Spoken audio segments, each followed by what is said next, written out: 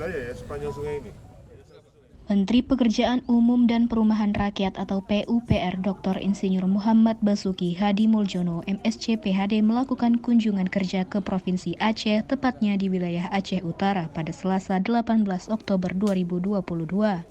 Menteri Basuki Hadi Muljono turut bersama rombongan diantaranya PJ Gubernur Aceh Ahmad Marzuki dan Rem 011 Lilawangsa Kolonel Infantri Bayu Permana, PJ Bupati Aceh Utara Azwardi Abdullah serta Forkopimda Aceh untuk melihat langsung kondisi terkini pasca banjir melanda wilayah Kabupaten Aceh Utara.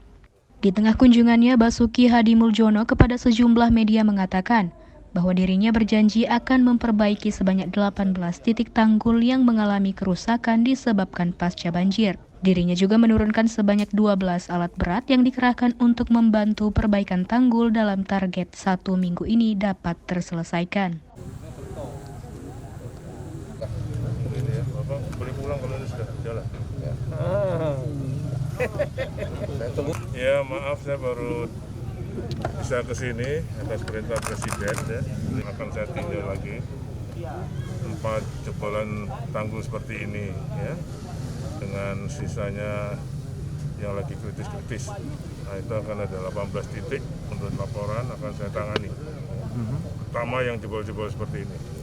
Ini sekarang ada 12 alat sudah mau ke sini. Kita ambil dari Kerto dulu, bendungan Kerto ya. Nah, nanti dengan geobag dan bronjong kita siapkan ini mudah-mudahan minggu ini selesai nih. Bendungan itu dibikin untuk mengurangi banjir. Menurutnya, banjir yang terjadi saat ini dalam masa cuaca ekstrim, dan harapannya dengan selesainya pembangunan waduk Krengkerto nantinya dapat mengurangi maupun mencegah terjadinya banjir.